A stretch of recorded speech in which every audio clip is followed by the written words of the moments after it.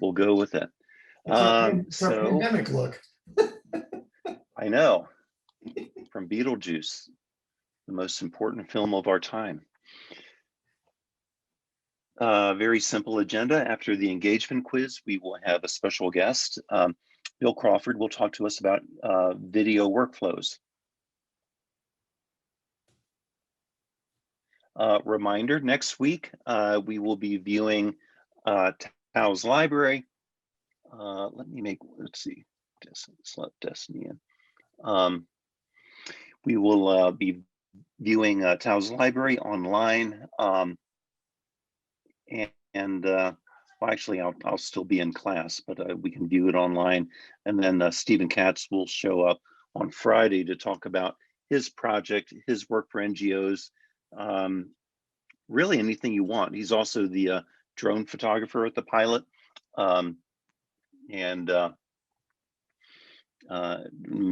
National Press Photographer of the Year, kind of a big deal. So Stephen Katz will join us on Friday. So please log into Canvas. The access code is 311. You're probably logged into Canvas. So if you would, please respond with the answer that best captures your level of agreement on the possible use of video in your professional work in the future or after you graduate. I will probably need video skills at some point in my career. It's a 1 to 5 scale, agree to disagree. You get points for anything.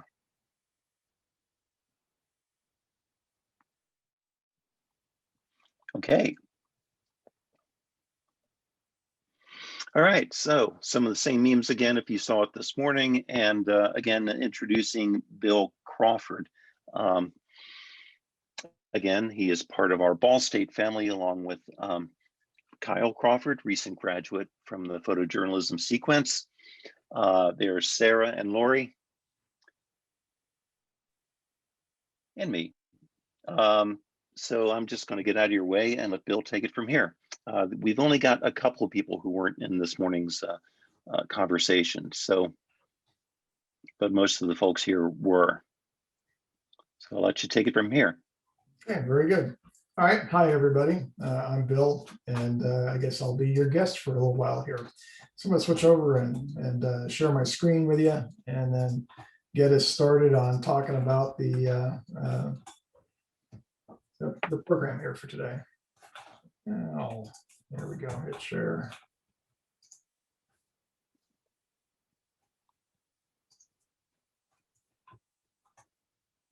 Okay, I'm going to go ahead and apologize here in advance. Since this, what we're talking about here is about video, we're going to be showing some video clips as part of the presentation, and hopefully they'll come across for you enough to get the feel for them.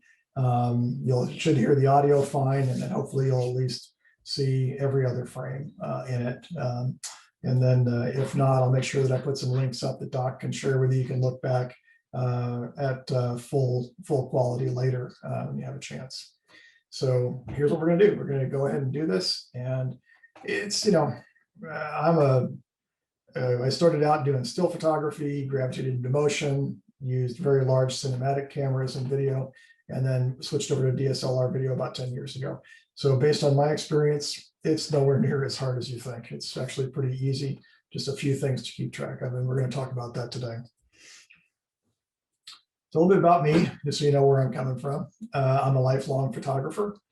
My degree is in visual communications from Western Washington State University out in the wonderful west coast of Washington State near the San Juans and the Cascade Mountains. And I first considered a career in photography in junior high school. I went to school back in New Jersey, right outside of the New York City metro area, and had a great place to engage in photography and visual arts as a result of that. As I mentioned, I was first exposed to photojournalism in high school. I shot for some local newspapers through our photo club. I also got to do some fun stuff where we had a student in our photography club whose father was a news director for WPIX in New York City. And they had a summer ride-along program, which was like a basic level internship. And I got to do that one summer. I rode along with some of the news photographers shooting 16mm film in New York City, which was a lot of fun and big exposure. During college, I worked in broadcast for 4 years, in and out of college. Worked for a CBS affiliate and started as a floor director and ended up directing the evening newscast by the end of my 4 years. During that time, I also shot photo assignments. That would be still photo assignments for various local and national publications. Primarily, it was on the West Coast sailing scene. I covered yacht racing on the West Coast for a couple of magazines and traveled around doing that, which was a lot of fun. Currently, I own Harbor Pictures Company with my wife, and we've been in business since the late 1980s. We produce corporate marketing and training programs. And like I said, the real focus of it is mostly motion work, started out shooting film and then gravitated into video. And then along with that, video and digital photography is our building block of all our services. I'd say probably around 20 or about 2006 or so, digital cameras started really taking off, and there was a movement in most companies and advertising agencies to switch over from film acquisition to digital acquisition and process all the digital photography and layout work in-house. At that time, my clients reached out to me and said, "Hey, we really like what you're doing for video. We'd like you to start doing some of our still image work too." So about then is when I circled back down to doing both still and video work on pretty much all the work we do. And that's great fun. And the movement from full-size video cameras to DSLRs was very comfortable for me because I grew up with a camera in my hands, and being able to hold it right, know where the controls are, it just felt natural. And it also was a great way to be able to do both together in the same camera.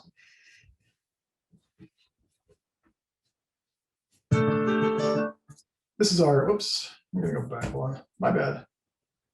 So much for my driving today. I'm not driving real well for a Friday afternoon. This is our demo reel for our corporation, our corporate video work. You can take a look at that and get an idea of some of the width and breadth of what we do.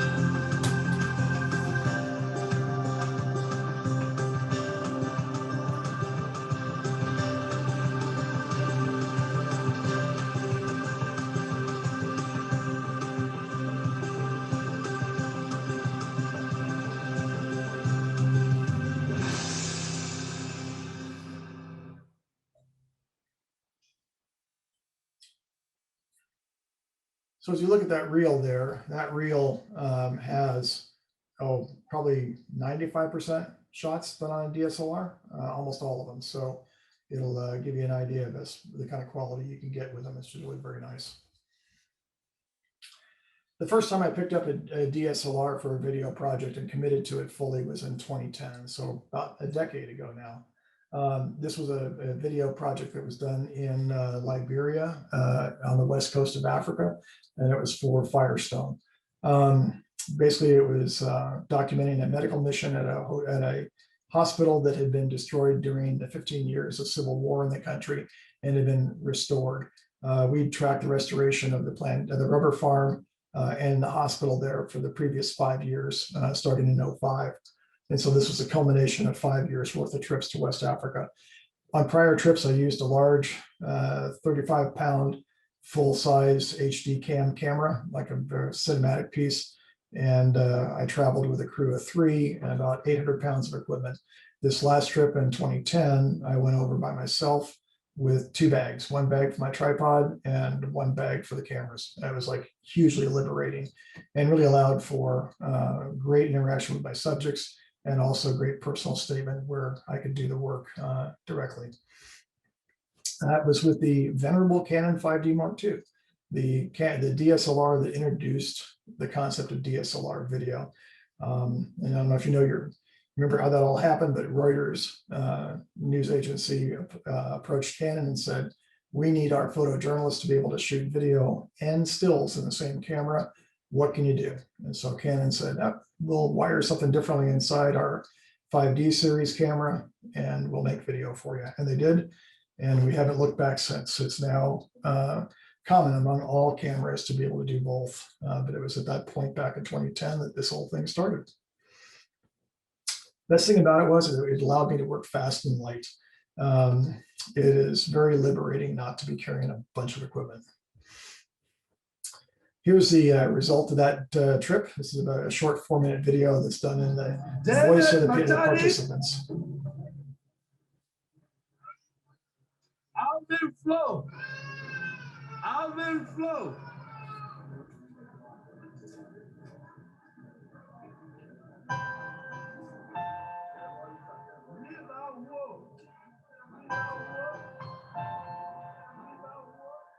First day I got here and saw how many children were waiting for us to scream, I thought, okay. This is like about 100 kids, a little more than we thought, but you know, we'll get through it.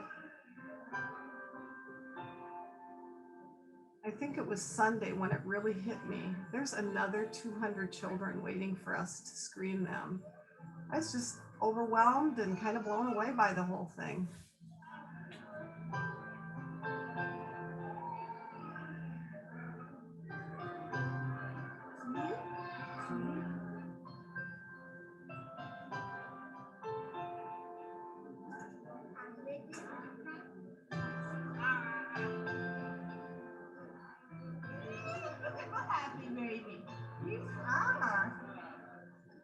The tongue just wants to be there. So there's a cleft in the palate. Okay. Firestone has been such an amazing partner and done so much to allow us to move into the hospital and then support us in taking care of the children. So Chris, I'm Denise. I get to help you take a nap. How does that sound? We're gonna go in here. Okay? Here we go, sweetheart. Good job. You're doing so good. To see some of these things that the children are dealing with and what they need to go through is emotional, and to see in the parents' eyes their absolute desire to have their children be better. They just want help, and there's just not the resources to do that. Coming over here to Africa, it gives you the opportunity to impact a person, a society, Liberia, and then also a continent. And you see how it changes the relationships that children have with their mothers. I think that you wouldn't be human if you weren't changed by the experience that we have here.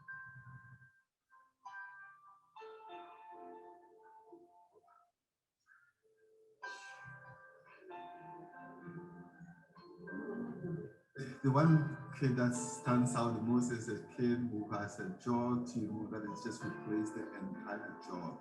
And for his entire life, probably never looked in the mirror. We spent 6.5 to 7 hours taking the jaw tumor out. We took a bone from his leg, made it, shaped it into a jawbone, sewed blood vessels, and he looks great. We want to put a smile on every kid's face, one patient at a time.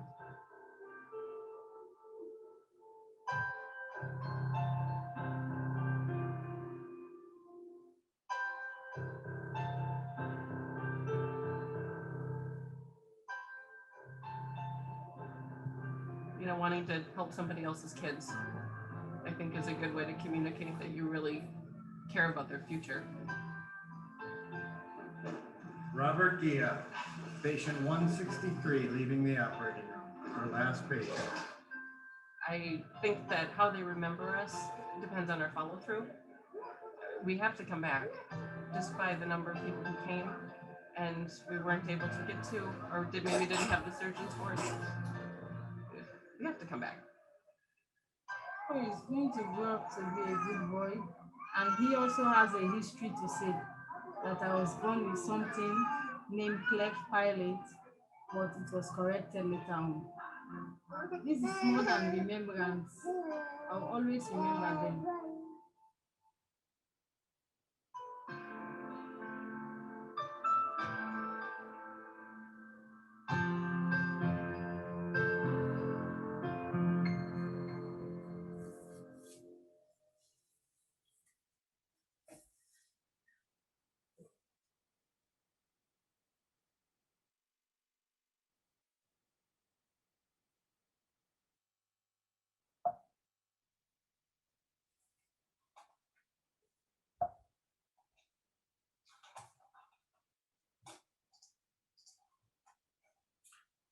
That video, it really couldn't have been done with full size gear because it really allowed me to interact with my subjects on a very personal level and a very non-intimidating level as too. It really allowed for very honest conversation and sharing with them, and that was really pretty neat. This next video was one recently we did here in Indiana. We do a lot of work with Midwest Food Bank, supporting their mission here throughout Indiana to help feed the hungry in Indiana. And what's really neat about this is you can see over there on the right, that's the size of the camera and audio gear that I'm using. So I put a real emphasis on recording natural sound, and you saw that in the last video about capturing the sound of the story as much as the visuals of it. And so what I have right there, you can see just literally, it's hand holdable and it can hang on a strap in front of me and literally disappear. Working with that kind of small kit really allows you to immerse yourself in your subject's world and join in there with them. The other thing about DSLRs that I like over traditional video cameras, and even the traditional video cameras that are made today, is that they have a even wider ability to work within lighting conditions, and that really eliminates a lot of the traditional shortcomings of working in darker areas. I mean, with our current cameras today, we can virtually see in the dark, without a whole lot of penalty. And the lenses are better than I ever had on the large lenses that we paid, 10 to 20 times as much for with the traditional ones. So here's that video. This is a short little segment.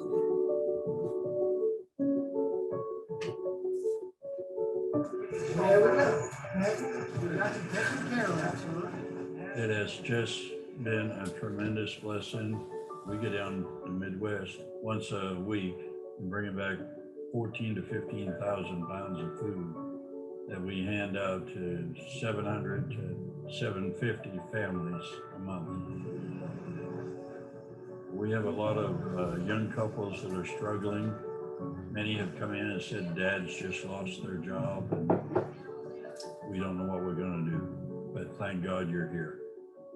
And I tell them, yeah, thank God we are here.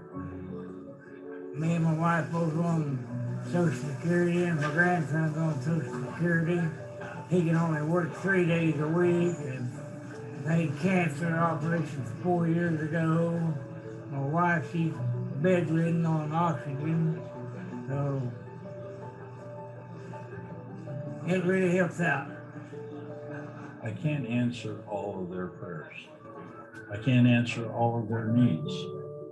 But if I can try to point them in the right direction, it's Christ first, and then all these other things will follow after. I want them to feel love. And if they don't feel love, I'm not sure what will happen. You guys take care. God bless. Because that world out there does not love them. It beats them up every time they turn around.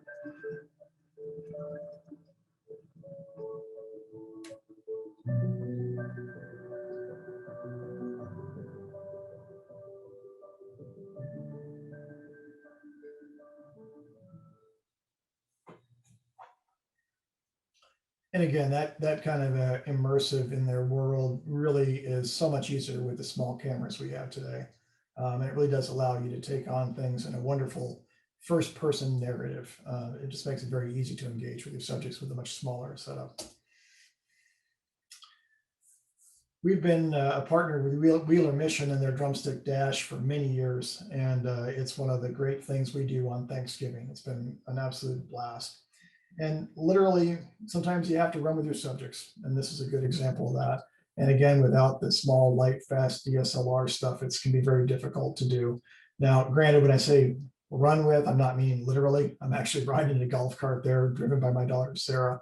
And we chase them around the course in the golf cart. I'll get out, run along with them sometimes, or run up a hill, shoot, looking through the trees. And actually, Doc helped us out with the drumstick dash a couple of times over the past several years too. So it's a good time had by all. Have you ever tried the photographing from a bicycle thing? I did that for a few races in Virginia. Yeah, I think given the 20,000 runners, I think I like the idea of having the golf cart around me. It's a little bit safer than trying to weave in and out with a bicycle. But yeah, we've done. I used a bicycle to get around a couple of cross country courses one time. They let me do that. That was fun. But anyway, but having lightweight gear ready to go is definitely worthwhile. Here's a short video on that. Happy Thanksgiving, everybody! The drumstick dash. There's no better way to start your Thanksgiving morning. If you're considering coming to the drumstick dash, maybe for the first time, but something's holding you back. Maybe it's a thought that I'm not a runner. I don't run. That's okay. You don't have to. Somebody's going to come in first. Somebody's going to come in last. But there are a whole lot of people in the middle. It's fun no matter how fast you move your feet. Bring your kids, push their strollers, walk with your walking group, or run for a personal best. No matter what your motivation, doesn't matter how fast you move your feet, you know that you're doing it so others can eat. So come on out to the drumstick dash. I hope to see you there. That was a short piece that was used for a number of years as a promotional tool. 2017 was the year we launched it, but we used it again in 2018 and 2019. And we did use it briefly in 2020 until we decided that the drumstick dash was going to be canceled. But it's gotten a lot of use, and that was something that was literally put together, in a couple of hours. So you were using DSLRs for all this video? Yes, that was all there on that one. There's none of our 360 stuff or GoPro stuff in that one. A lot of that stuff happened in 2019. We brought those on board then, and we used them in some of the promotional stuff for 2020. But again, because it was not, the race was aborted, we didn't go too far with them. So here's something I just wanted to get in touch on real briefly. We're going to go through the key elements of DSLR video. Stability, what you're looking for there, audio, what your considerations are for exposure, and how you handle the files. Basically, again, even though it looks like a still camera, when you switch over to video, it's a little bit different. It just handles differently. So the first thing, stability. A lot of what you saw in the video clips that I shared with you actually was shot handheld. And that just comes from a lot of practice being able to hold it steady enough that people don't feel like they're on a ship in the ocean. But still, though, what you want to do is you want to make sure that any of your shots are stable. If you want to have a good looking piece for your viewers, you can't have a ton of camera movement, at least not herky jerky. So for stability, you want to be looking at, if you're going to be, pointing a camera at your subject for a while, you want to make sure you're using a tripod or a monopod to help keep yourself steady. Next one is audio. And as you saw with the pieces that I did, I place a real emphasis on audio. I think that, in the context of moving images and video work, the sound of it is every bit as important as the picture quality. So you want to make sure you're up on your audio techniques, learn what you can, and then I'm a firm believer, just always get the best equipment you can get as well. That does make a difference. Most of the built-in audio for DSLRs is lacking. In other words, while you can record audio from the DSLR out of the little microphone that's in the body of the camera, it might be good for B-roll audio, just ambient sound in the environment you're in, but trying to record dialogue from anybody is a losing proposition. It's just not going to fly. So you need to add in supplemental sound equipment. And the connections are limited, but you can still plug in professional level sound to it. And then the mixing controls, they are limited as well. You don't usually have real-time access to them. So your subject levels do rise and fall depending on how excited they are or what the noise level of the environment is. So you need to be able to pot the audio up and down. And then also the monitoring is pretty limited as well. After 4 generations of Canon audio, DSLR video cameras, they still don't have proper level headphone audio out. So when you're monitoring audio out of it with using normal headphones, you can't hear it at all. You have to run it back to a mixer and use mixers to enhance it to be able to hear it and check that audio. All these problems are resolved by using external mixers and microphones. The key difference is exposure. You know, video is pretty much all done on manual. So I don't know how many of you are auto fans, whether you're either using AV or TV or even program for the camera to choose your stuff. But when it comes to video, manual is where you want to be. Video is also shot at 1/60th of a second. That is a reciprocal rule that comes into play that since we shoot essentially 30 frames a second in the United States or the NTSC world, it's basically divide, you know, the second divided by 30, and you get 1/60th of a second in there. And it requires ND filters or neutral density filters to be able to bring it down.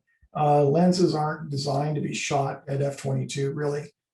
So you want to use ND filters to reduce the light coming into the lens to get you down to that 1/60th of a second. And your main adjustments when you're working, you lock that video or that time exposure at 1/60th of a second. And then you go ahead then and you basically adjust your ISO and aperture to get the mix that you want for proper exposure. Another element of exposure that you guys are I'm sure work with is white balance. Again, you may, some photojournalists are a huge fan of leaving their camera set on auto white balance. And you want to be careful of that because while that can be good, it does make it so that the camera will constantly be adjusting the white balance based on the stuff in your frame. And if you don't have a proper white balance, you get poor colors. Red won't be red, blue won't be blue, and it just becomes difficult to deal with in post. So what you want to do is you want to adjust your camera firsthand. A lot of times what I'll do is set up a custom white balance and lock it in. Every camera is a little bit different, but for Canon cameras, you basically shoot a white card, make sure you don't overexpose it, and then you can select that for custom white balance source and it'll balance things out nicely. Sometimes though, I'll also just shoot a straight tungsten or straight daylight balance as well. And then you can set your camera up for stock, custom, and auto settings. But again, you want to be careful to, avoid the auto white balance unless it's a real important, or it's the only way you have to solve the problem. So file handling, one of the real key differences that we have here is that, video creates large files. So you got to make sure that your computer can handle them, your hard drives can store them, and you have a good way to archive them as well. If you're going to be shooting a camera, shooting a DSLR today, if you're going to shoot 1080, which is the minimum standard that I would shoot, which is called full HD, you're going to need 32 or 64 gigabyte cards. If you're going to do 4K, which is primarily what I shoot, the 4K requires 128 gigabyte cards. So, obviously it can be a little bit of a commitment on cards for all this. Every camera is a little bit different, but you just check back to your camera's manual to get the various requirements of cards for various codecs sizes and frame sizes and rates. Editing. You guys may use Photoshop and Lightroom for your still photograph editing, but with video, you need something else. I use Final Cut. It's one that I've had for quite a while. It's one of the great aspects of it. It's got a great media library, and you can work with large amounts of material quickly and easily. You can reference it and search it nicely. It's basically a database-driven editor. Delivery, that comes after you finish editing it. You're going to be delivering it to your customers. And you want to be careful to know what your channel specs are. This is where doing video work can get technical and very specific. So whether you're delivering a video for YouTube, you're putting it to a broadcast delivery service, or You'll give it to somebody on a thumb drive to play in the back of a smart TV in a trade show area. You got to get dirty with the specs. You got to find out what they are, and you got to adhere to them. For my encoding, the finished product, I use Adobe Media Encoder. It's part of the Creative Cloud. If you work with Premiere, it comes with it. And if you have a Creative Cloud subscription, it's already built into that as well. It is got enough choices in it to do anything. There's only like one codec I think I've ever had to deliver in the past 5 years that it could not do. And I was able to actually use some scripting to be able to use Adobe Media Encoder to access the parameters and then kick it out, which is there. So, but it can pretty much do anything you need it to. It has awesome presets. So if you don't want to get too niggly into the details, you can go ahead then and use those presets and be pretty good. But you can also customize them to whatever length you want. I find I customize a lot of my delivery encodes because if I have a project that's heavy on the audio, I'll put a little bit more emphasis on the audio bandwidth within the encoded piece. If it doesn't need a lot of audio in it, then I'll drop it back and put a little bit more on the video side. But I'll vary the flavor of my encoding stats to play to the strength of the clip that I'm delivering. And then on top of that, it's crazy fast. I don't think I've ever seen a faster encoder for media than AME. I haven't touched another encoder probably for 8 years as a result of that. So here we are, getting to the end of this. And so as a content creator, you want to be thinking outside the box because obviously you're looking to tell a story in compelling ways. And today we have like all kinds of ways to tell us, all kinds of tools to use. And obviously you got enough tools out there to choose from to fulfill your greatest gas or gear acquisition syndrome. You can choose all you want. Here's a short video that I did for a sailing regatta. This is using a GoPro Fusion that I set up as a ride along on the tiller of the boat for this guy. This guy's a former national champion. We're going to cover a 40-minute sailboat race in 40 seconds. And it's all done with a GoPro Fusion on the back of his boat, all working, recording this exciting race while I was off shooting still photographs. So it allowed me to do a lot of fun multitasking. As you can see in the world of 360, this is about a $400 camera. It's very immersive. It's right in there with the people, and it can create some very exciting visuals to tell a story. And it's pretty neat as a visual designer to be able to record the entire 360-degree sphere of action, and then when you're editing it, you can choose the point of view that you want to have. You don't have to be thinking about where your camera is pointing because the camera is pointing everywhere when you record, which is pretty fun. So I really had an enjoyment. So I've been doing a fair amount of stuff in 360. The Fusion has been a great camera to use. It's an action cam. It's wet, it's dirty, whatever, and it just works just fine. And that's the last thing I'll leave it with you with. And that's basically, I think that one of the most important things is just to know that as a visual storyteller, we all have our preferences of how we want to tell stories. And, still photographs are great, but I think that, has been for a little while. And I think going forward that having video skills are going to be an absolute necessity in today's marketplace. Any potential employers are going to expect you to do both. And they're going to want to see both because when you're creating media for today's online world, as great as still photographs are, they're a wonderful way to tell a story that are low bandwidth and are easy for people or have ease of portability to go to any audience member out there. But moving video is the real selling tool and the real engaging tool for any of today's stuff online. So, pretty much they're going to probably want you to do video first and be able to back it up with stills for other alternative delivery methods. So that's it. And thanks for taking the time. So got any questions? We can definitely do that.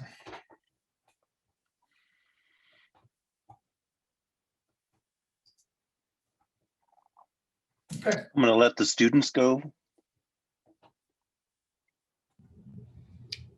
I was going to ask, I guess it might vary, like if you're working with a brand, if they have like a storyboard in mind, or if you kind of go in knowing what you want to shoot. But you go in, if you kind of have creative control over the video that you're making, you go in with like a list of shots in mind of like, I need a detail here, I need a wide shot here, kind of like you do with photography and events. Just Yes, kind of you a do. shot list. Yeah, what I do is a lot of the work I do is I work in partnership with my corporate accounts, my corporate clients. I don't usually work with too many agencies.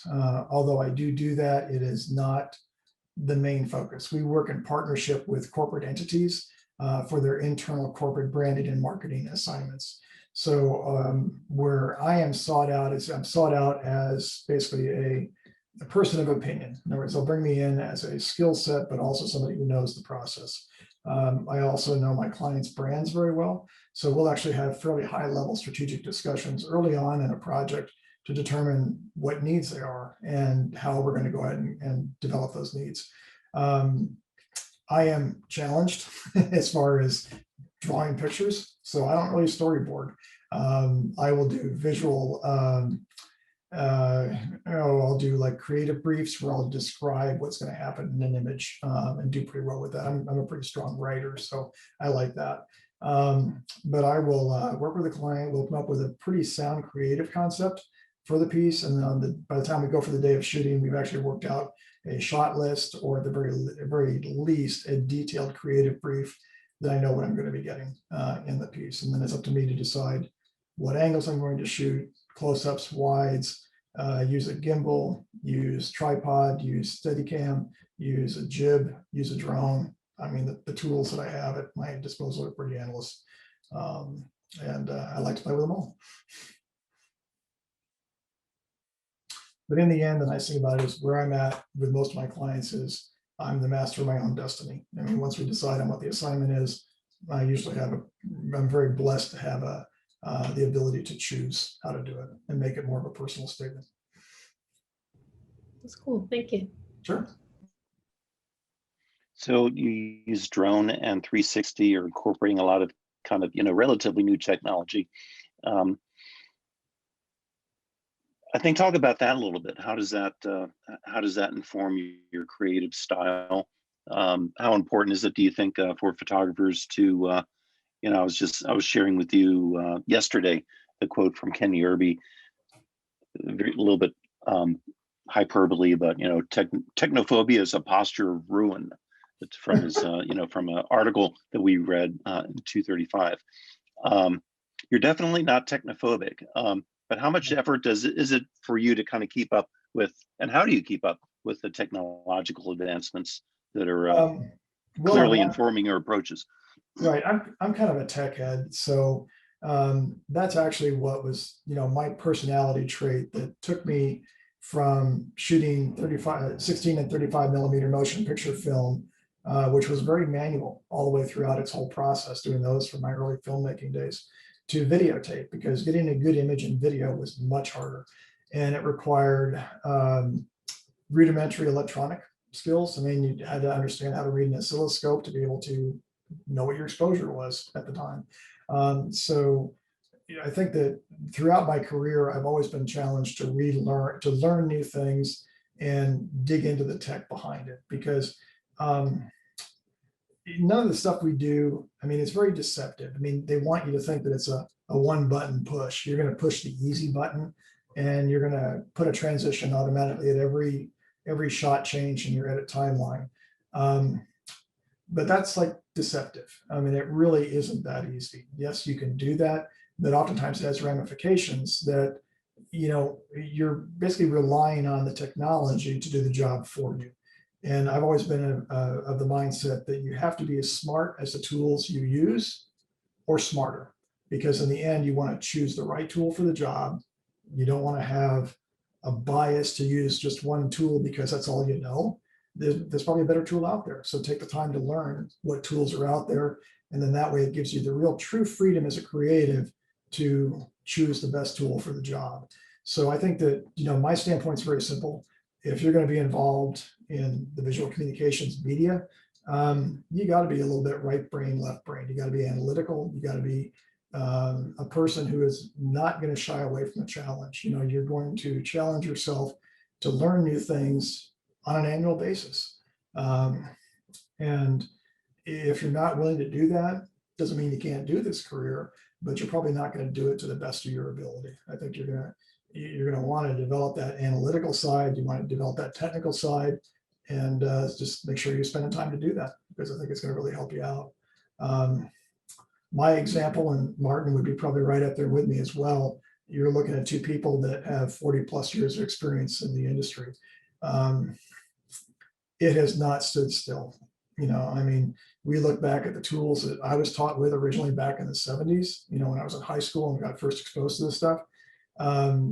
What I learned back then has a really strong basis in how I approach my work today, but I don't use any of those specific skills anymore. I mean, darkroom, what's a darkroom? Oh yeah, it's when we turn the lights out in our office and want to look at Photoshop on the screen a little bit clearer. But I will tell you though, that when I learned how to burn and dodge prints to expand the contrast range at a 35mm black and white negative, dodging and burning, you do in Photoshop today using the burn tool and the dodge tool. But the difference is that I would stick my hand between the enlarger head and the photo paper and move it around and do kind of fun things and make all kinds of funny gang signs and, you know, shape your hands to fit the shape that you wanted to hold the exposure or increase the exposure. And but along the way, I read thousands of pages of manuals. Now I'm looking, look at a lot of stuff online as a research, and frankly, get some pretty big headaches as a result of concentrating and reading so hard. So I encourage you to do the same. I can't even imagine, because I mean, there's stuff that I'm dealing with today. I had no idea that it would exist 40 years ago. And I can't even begin to think some of the things that you're going to be able to do with new tools for you guys in another 40 years. So embrace change.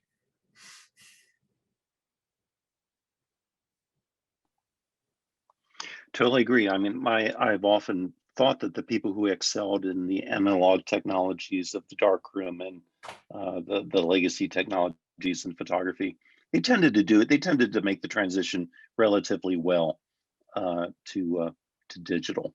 It was slow and painful, but I mean, I think they did it. Yeah. Well, I mean, I'll tell you what, I hate to say it, but my favorite camera actually is my iPhone, because it's always in my pocket. And I have a lot of fun taking pictures and video clips informally as I walk around, and they're great little personal statements. But, unless you actually look at your iPhone images in a program like Lightroom or Photoshop, it never reveals what the shutter speed was that the iPhone chose. And, I'll tell you what, if you want to have a little bit of fun, the next time you take some pictures with your phone, open them up in Lightroom or Photoshop, take a look what the camera was set at when I took it. You're going to find a lot of pictures that are great pictures your iPhone took that are shot at 1/10 of a second. You're hand holding that, and that's why it blurs. And, it reminds me back to my early days of shooting back in high school in dark high school gyms with only 400 ASA film, where, we were shooting stuff down low, and that's why people look blurry, and we were constantly yelled at for doing that. But that kind of basic understanding of what your gear does is important, even when you look at like taking pictures with your iPhone, because there's circumstances that your iPhone will let you take a picture in that frankly, you should be taking your phone and sticking it on a table somewhere to stabilize it, and you get much better pictures out of it. And then it becomes the camera you think it is. It's a great point. Any other questions? I got a question for you guys. You can just show me by a thumbs up or thumbs down. How many of you guys are doing video as part of your work today? No. All right. Well, well, they do have a video assignment in this class coming up, but just up to this point, you haven't. Which they did you guys video do? editing. Yeah. You guys use video Canon editing cameras, Nikon, Sony. I do Canon. Thumbs up. I have a Canon. Which one? Mine's cheap. Rebel T6. Okay, that still shoots video. Shoots HD. Yeah, it does. I mean, it's not the most expensive body, but I still use it, and it does a pretty good job. So good. Okay. Well, I encourage you that when you're out doing some assignments, that when you're doing your stills, take a few extra minutes and practice shooting some video with it. And if you don't have an ND filter, you can break the rule. You don't have to shoot at a 60th of a second just to get some experience with how it works and what you come back with. You can, run your shutter speeds up to 125th, maybe 250th. 250th, you start to see some stuttering, but 125th isn't too bad.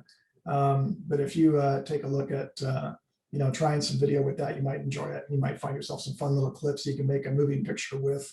Instead of a still photograph, you can just do a cinematograph. We just want one shot. So Bill's going to be, in fact, I've already hooked him into our, you know what, I don't think I've hooked you into the long form Facebook group yet, but I'm going to do that. I'm going to be posting this video very soon. Those of you who tried to get into the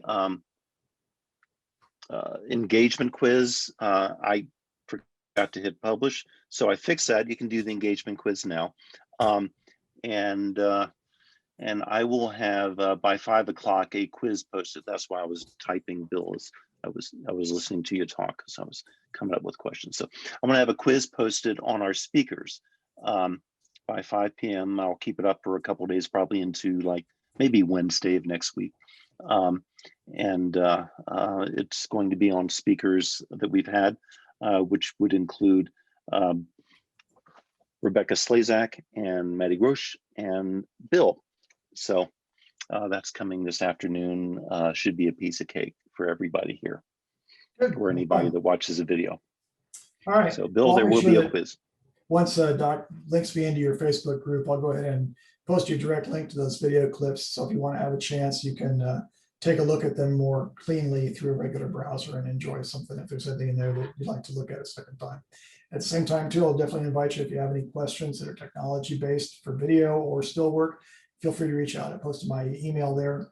More than happy to take the time and answer any questions you have. Bill, thank you so much. No problem. Appreciate it. All right, you guys. This was great, as usual. Stay warm. All right. Bye-bye. Take care. Will do.